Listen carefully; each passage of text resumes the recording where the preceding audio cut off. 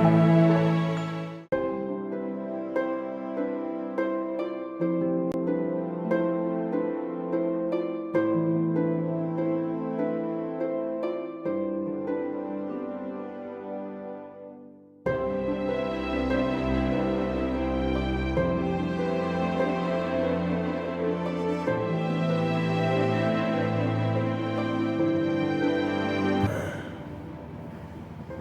Swastiastu.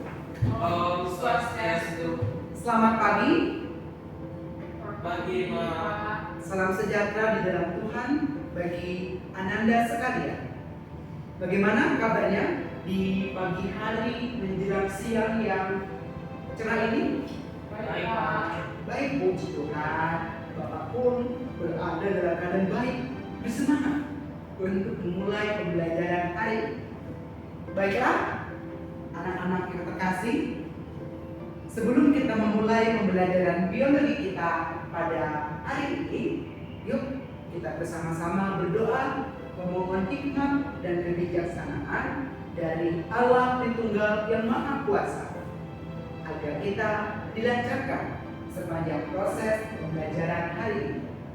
Untuk itu, Naomi, mari pimpin kelas dalam doa saat ini.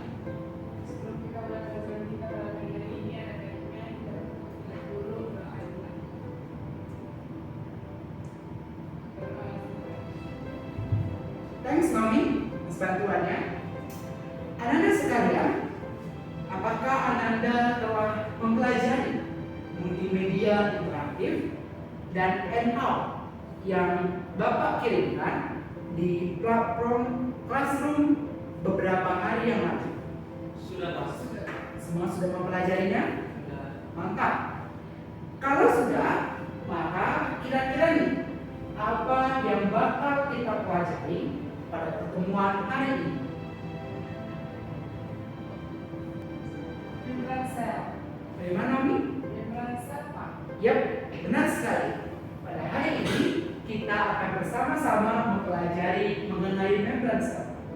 Seperti yang terdapat dalam multimedia dan handout, Anda sekalian, membran sel itu tersusun atas berbagai komponen dengan keunikan, fungsi, dan spesifikasinya masing-masing. Juga dalam membran sel terdapat proses pergerakan zat atau transportasi zat.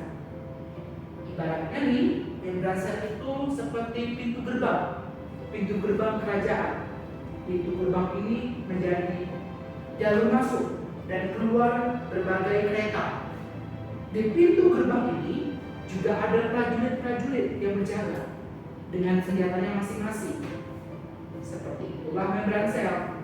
Ada komponennya, para prajurit tadi, dan juga ada pergerakan zatnya, diwakili oleh pergerakan kereta tadi. Dengan demikian, Ananda yang terkasih, terdapat dua tujuan pembelajaran kita hari ini. Yang pertama, setiap Ananda akan mampu untuk mendeskripsikan berbagai jenis komponen penyusun membran sel. Nah, setelah Ananda mampu untuk melakukannya, diharapkan tercapai tujuan kedua, yaitu Ananda mampu untuk mendeskripsikan berbagai jenis transport membran di membran sel. So, apa sih sebenarnya membran sel itu? Mari kita kulik bersama topik hari ini.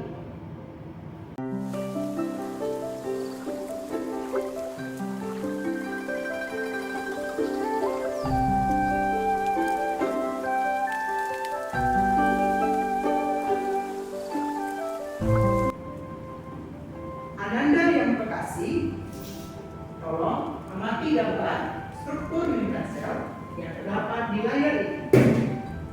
Nah, karena Ananda telah mempelajari multimedia yang Bapak kirimkan kemarin, sekarang coba Ananda identifikasi nama dari berbagai komponen yang ada di gambar ini.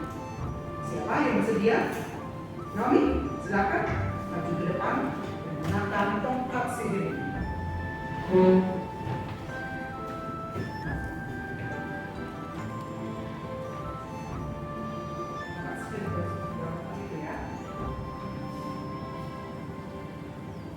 Untuk yang ini Pak namanya phospholipid bilayer. Kalau yang ini namanya protein perifer. Yang ini itu namanya protein integral monotropik. Kalau yang ini namanya kolesterol. Lalu yang ini merah-merah warna ini namanya protein integral transmembran. Untuk yang ini namanya glikolipid dan yang ini namanya glikoprotein. Excellent, Mami. Mari kita berikan aplaus bagi Mami. Penjelasan yang bagus, Mami. Terima kasih. Nah, tadi Mami telah menyebutkan secara sempurna berbagai komponen penyusun membran sel yang ada di dalam. Rekapannya guys, seperti ini. Nah, ini ya komponen-komponen penyusun membran sel yang disebutkan oleh Naomi tadi. Sekarang, siapa yang bersedia untuk menjelaskan fungsi pokok dari tiap-tiap komponen ini? Boy, silakan. Terima kasih ya Pak. Iya. Bukan apa itu ya. Jadi yang pertama, phospholipid bilayer itu merupakan komponen utama dari membran sel. Ini merupakan komponen dasar di mana terjadinya sifat selektif dalam membran sel ini. Nah, yang kedua itu ada protein integral seperti ini dan ini. Maka ini merupakan tempat keluar masuknya sebuah zat atau molekul yang membutuhkan jalan khusus Pak. Terus ada namanya kolesterol. Kolesterol ini merupakan berfungsi sebagai menjaga keelastisen atau kefluiditasan dari membran sel.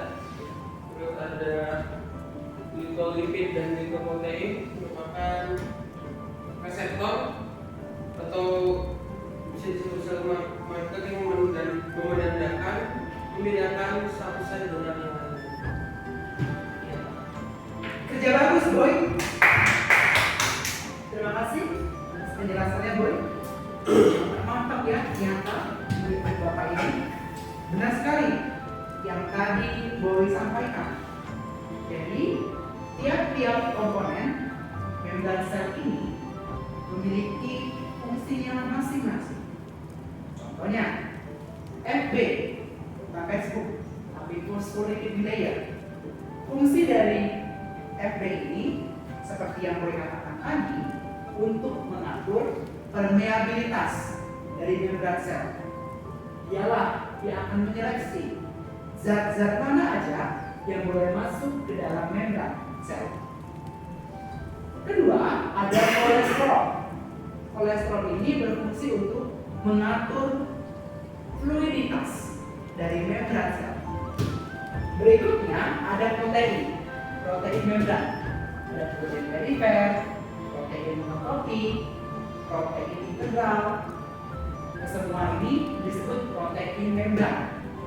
Fungsinya adalah untuk transportasi zat, terutama zat-zat ukuran gede yang tidak dapat melewati FB secara langsung. Lalu yang terakhir ada dua gliko, yaitu glikolipid yang menempel di fosfolipid dan glikoprotein yang menempel di protein. Glikolipid dan glikoprotein punya dua fungsi utama.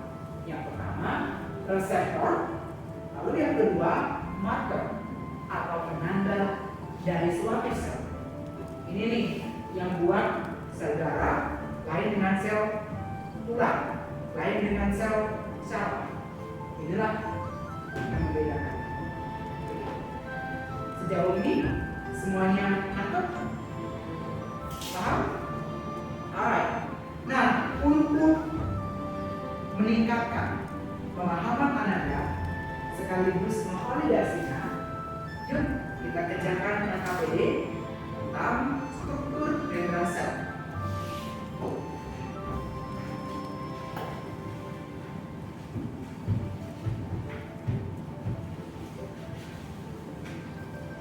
Ini ya LKPD-nya.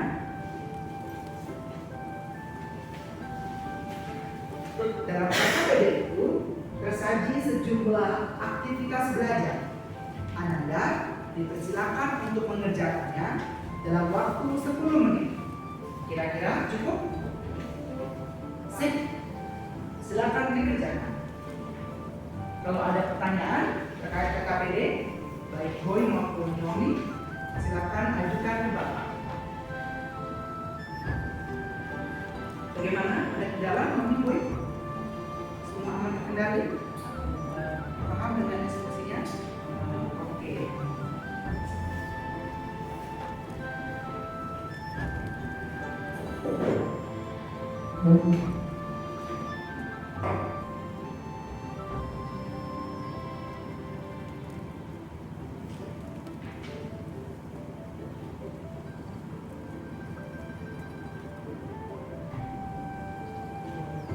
Waktu habis. 10 menit telah berlalu. Sekarang, apakah Ananda telah siap mengerjakan KPD-nya? Siap. Excellent. Atas, siapa nih yang mau mempresentasikan KPD-nya? Yap, benar sekali. Noi, silakan. Atau kalau mau, Mami dan Boy.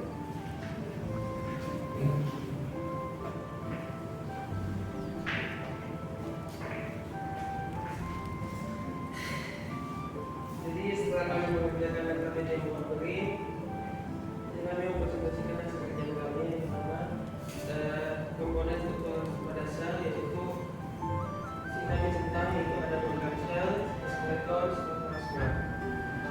Terus pada soal yang ini semua mengingkari yang benar, yaitu membaca sebagai perhitungan sekaligus pemantau materi yang maksud dan proses karena bersifat semi kimia.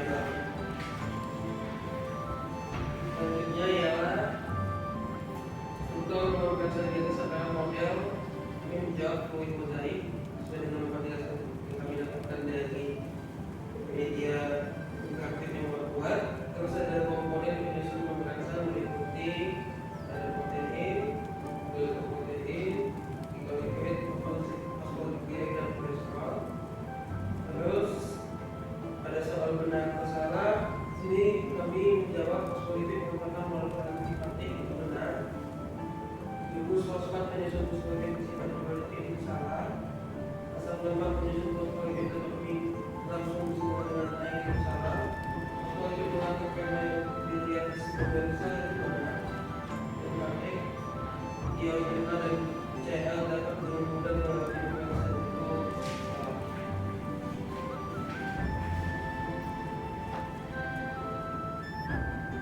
Untuk yang selanjutnya yaitu bagian fosfolipid dan sekat hidrolipid ditunjukkan oleh huruf kami memilih huruf A. Kemudian yang nomor 2 yaitu posisi fosfolipid yang tepat di lingkungan berair ditunjukkan oleh kami menjawab itu di A, di nomor A. Kemudian untuk yang selanjutnya itu komponen membran sel. Yang pertama itu adalah protein tentral dan ditunjukkan oleh huruf A, B, dan D. Sedangkan untuk Protein terbuka pada B dan D, protein lipid itu A, dan protein karbon itu C.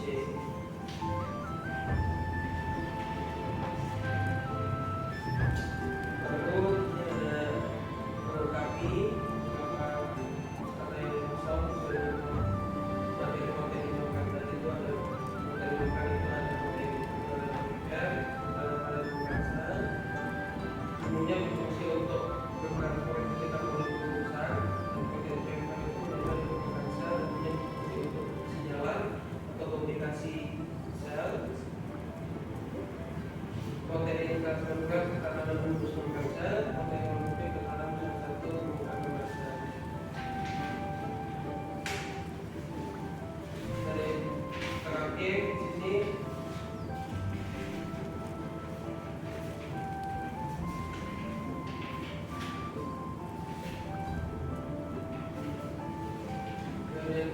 ini kami menjawab bagian termasuk kelas itu ialah B ada 2. Apa itu? Sosok dan tulisan. dan area warna yang pada saya menunjukkan bagian dari pokok menunjukkan pada kami C. Setelah Bapak cek pengajian hasil pengerjaan KPD Anda berdua tepat semua, excellent. Tangan dulu.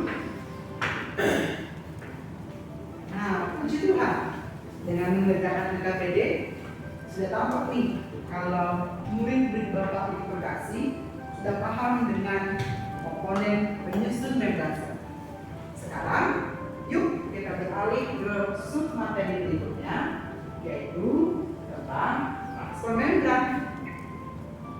Berdasarkan pendalaman materi yang telah Bapak kirimkan dalam multimedia, Anda sekalian terdapat 2 transfer membran atau 2 mekanisme pergerakan zat dalam membran sel. Yang pertama ada transfer pasif dan kedua transfer aktif. Tiap-tiap jenis transfer ini memiliki kekhasannya masing-masing. Lantas, apa sih yang membedakan keduanya? Ada yang bisa menjawab? Perbedaan antara si pasif dan si aktif ini apa kira-kira perbedaan kedua? Kalau menurut gue, bagaimana? Mungkin perbedaannya pada transfer pasif, sebagaimana namanya pasif tidak membutuhkan bantuan teknologi apapun, karena bersifat secara langsung alami tanpa butuh energi. Nah, kalau transfer aktif sebenarnya namanya adanya suatu energi aktif yang memfasilitasi terjadinya transfer aktif tersebut. Excellent boy. Bagaimana dengan Nomi?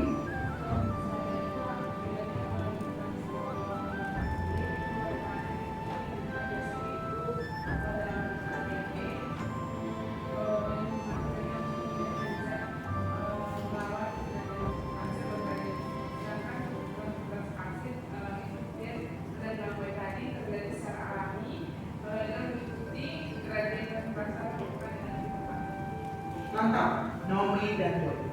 Jawaban kalian sungguh excellent.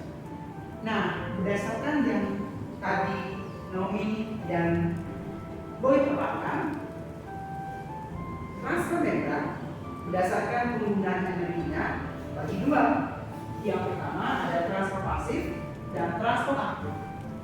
Kayak tadi Boy katakan, transfer pasif dia disebut pasif karena transfer ini tidak pakai energi. Kenapa dia tidak pakai energi? Dia tidak menggunakan energi karena prosesnya itu menuruni konsentrasi, menuruni gradien konsentrasi turun ke bawah. Jadi zatnya itu, Anda sekalian, bergerak dari konsentrasi tinggi, kemudian konsentrasi tinggi terendah, turun. Biar paham nih, bayangkan Ananda sedang menuruni bukit menggunakan basikal, menggunakan sepeda. Kalau Ananda menurun, perlu nggak mengayuh sepeda? Nggak perlu kan? Secara otomatis dia akan ke kayu. Yang perlu kita lakukan hanya ngerem untuk menstabilkan kecepatan, gitu? Sama seperti transportasi, tidak pakai energi, karena dia turun, tinggal sulit turun aja zatnya. Coba konsentrasi masif. Lain dengan aktif. Kalau TA, transfer aktif itu pakai energi. Karena prosesnya itu menaiki, melawan, bertentangan, apapun istilahnya, dengan gradien konsentrasi.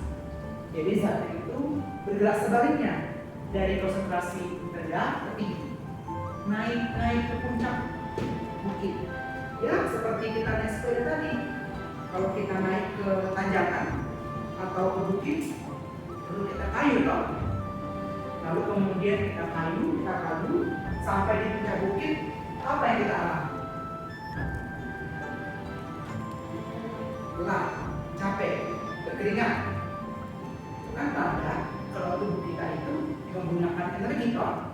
Sama seperti ini, karena zatnya itu naik, dibutuhkanlah energi dalam bentuk ATP. Tuh. Nah, contoh dari masing-masing jenis ini ada bervariasi. Kalau transfer pasif, contohnya itu ada difusi sederhana, difusi berfasilitasi, dan osmosis. Sementara kalau transfer aktif terdapat 4 jenis, mulai dari okarion, transfer, endo, dan exositosis. Nanti nih di bab berikutnya Anda akan kita kaji tuntas mengenai hal ini. Dan penjelasan dari masing-masing ini juga sudah ada di multimedia interaktif yang Bapak kirimkan di Classroom. Sekarang untuk meningkatkan dan memastikan pemahaman Anda tentang transfer mental, baik setelah penjelasan singkat tadi maupun pendalaman materi secara pribadi oleh Anda masing-masing di rumah. Yuk kita kerjakan KPD yang kedua.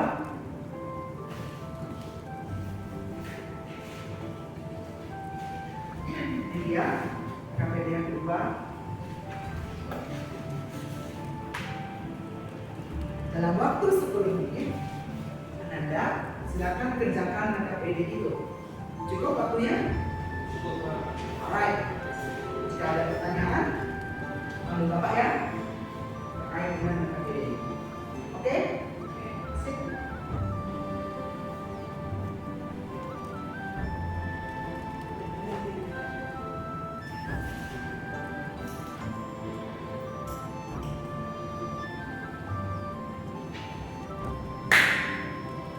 Menit telah berlalu. Naomi dan Boy sudah siap mengerjakannya?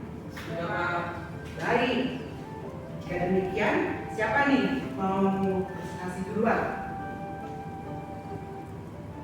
Naomi, silakan. The stage is yours.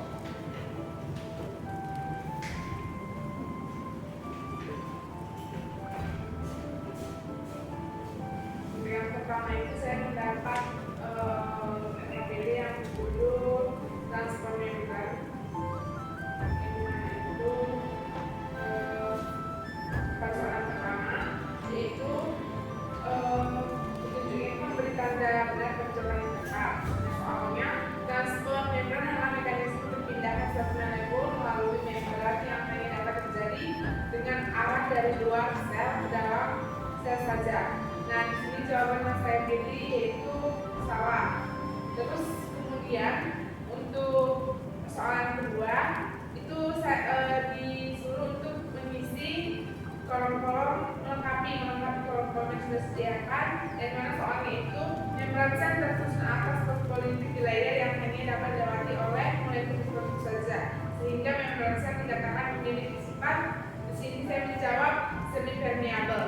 Kemudian untuk yang soal yang kedua itu disuruh untuk memilih yang mana transportasi pasif dan yang aktif. Dimana yang pertama aspek perbedaannya itu dari energi. Keterangan itu butuh kalau saya memilih itu di transfer aktif. Untuk energi dia itu butuh, sedangkan energi yang tidak butuh itu di transfer pasif. Kemudian yang aspek perbedaan itu dari gradien. Yang nama gradien konsentrasi itu transfer aktif, Sedangkan gradien dengan keterangan menuruni gradien konsentrasi itu transport fase.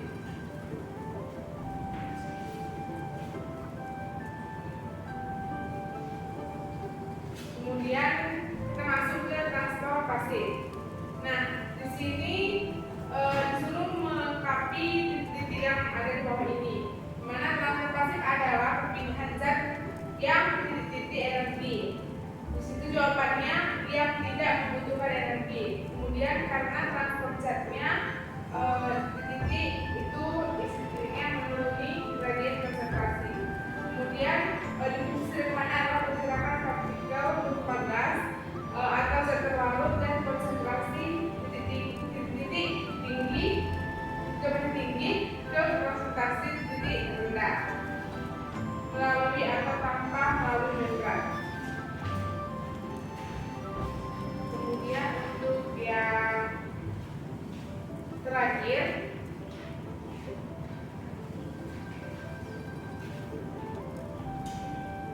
zaman juga titik difusi terfasilitasi atau perpindahan molekul atau zat searah gradien konsentrasi yang difasilitasi akan dibantu oleh titik membran. Jawabannya itu adalah protein membran.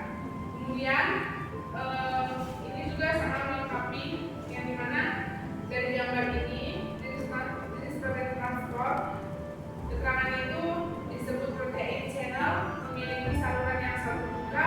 Contohnya yaitu aquaporin. Kemudian untuk gambaran kedua disebut protein channel titik yaitu sel yang tertutup. Untuk yang selanjutnya saluran terbuka saat titik stimulus dan keluar. Kemudian dari contohnya titik di sini itu yaitu protein channel ion. Kemudian untuk gambaran ketiga ini disebut dengan protein carrier. Kemudian dapat berubah bentuk untuk melakukan transport molekul. Contohnya itu glukosa transporter.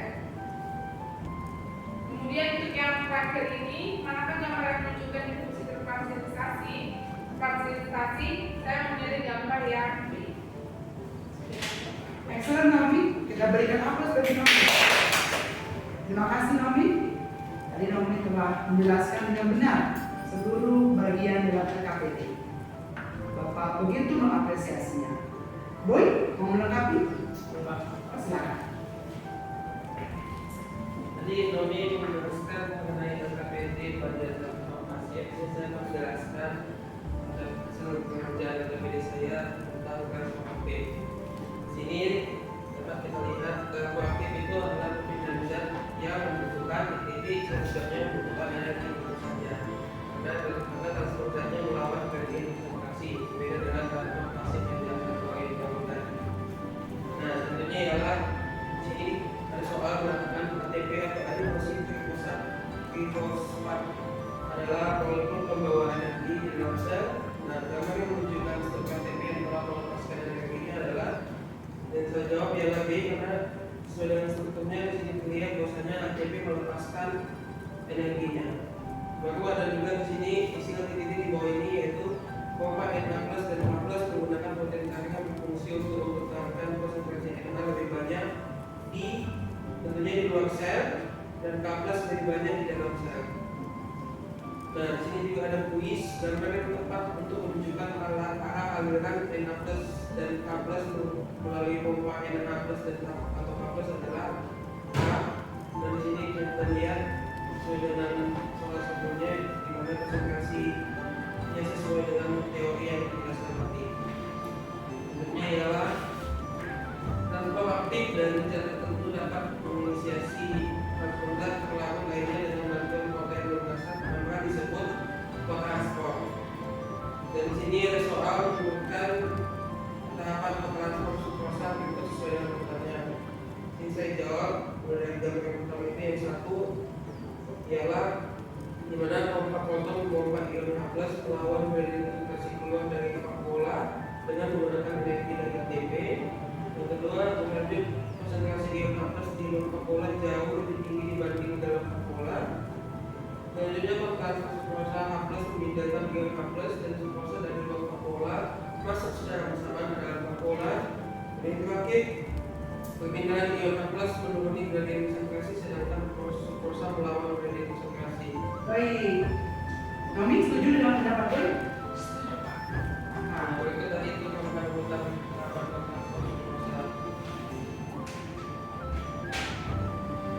dan terakhir ini ada kuis dan pertanyaannya adalah amuba tersebut melakukan proses dan saya amati di sini saya mendapatkan bahwasanya amuba tersebut sedang melakukan proses endositosis. Nama Boy Dolores menjawabnya diskusi.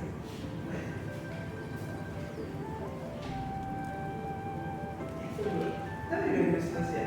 Lalu tapi apa hubungannya amuba? Sama endositosis. Oh iya, pemakan. Berarti dia hubungan ATP itu makan itu? Iya.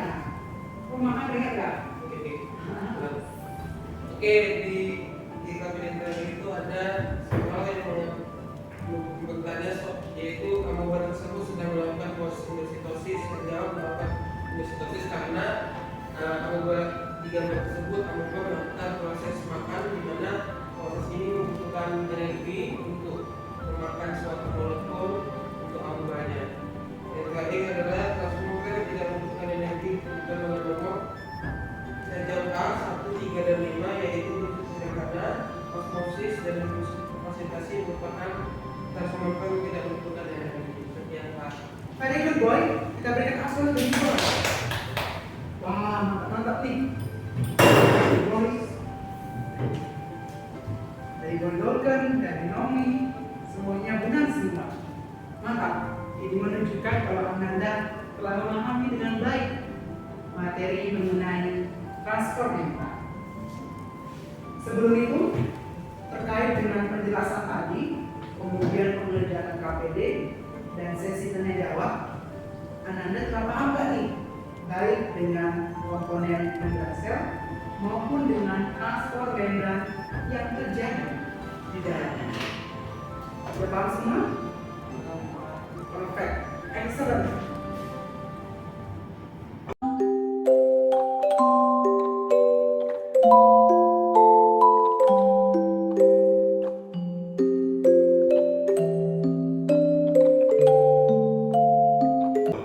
Puji Tuhan, sampai kita di babak akhir dalam pembelajaran hari ini. Untuk itu, Bapak ingin salah satu dari antara Anda berdua untuk menyimpulkan pembelajaran kita hari ini. Siapa yang bersedia? Kita lihat aja ya. Boy? Kesimpulan yang saya dapatkan dari pembelajaran ini adalah Pak mengenai ternyata transformer itu terbagi di dua, yaitu ada transformer pasif dan aktif. Di mana transformer pasif tidak memerlukan bantuan elektrik karena terjadi atas terjadinya gradien penurunan gradien dari konsentrasi tinggi rendah dimakan bersepeda dari ketinggian ke bawah itu tidak perlu memerlukan energi sehingga dia disebut pasif. Yang kedua itu adalah aktif karena Pak dibutuhkannya ATP atau energi aktif untuk terjadinya transform karena di mekanisme transform aktif itu adanya mekanisme melawan gradien sehingga membutuhkan energi untuk melawan gradien pada transform tersebut Pak. Perfect Boy. Terima kasih atas kesimpulannya. Jadi, Ananda sekalian, pada hari ini kita telah mempelajari dan mengatakan dua hal, yaitu membran sel meliputi komponen penyusunan, komponen penyusun membran sel. Lalu yang kedua, proses transportasi zat atau pergerakan zat yang terjadi di dalamnya. Untuk itu, Bapak telah mempersiapkan evaluasi atau uji kompetensi untuk memastikan pemahaman Anda terkait pembelajaran hari ini. Evaluasi kompetensi atau uji kompetensi ini akan Bapak unggah di platform Google Classroom kita, dan Ananda tolong dikerjakan secara teliti pada atau sebelum tanggal tenggat yang Bapak tetapkan.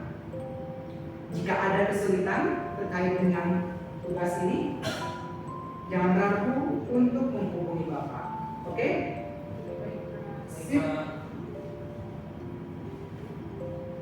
Oh, by the way, pada pertemuan mendatang kita akan mempelajari mengenai organel sel atau komponen fungsional dari sel itu sendiri. Jika ingin tahu mengenai organel sel, ikan pertemuan berikutnya. Demikianlah anak-anak sekalian pembelajaran pada hari ini. Terima kasih atas perhatian Ananda.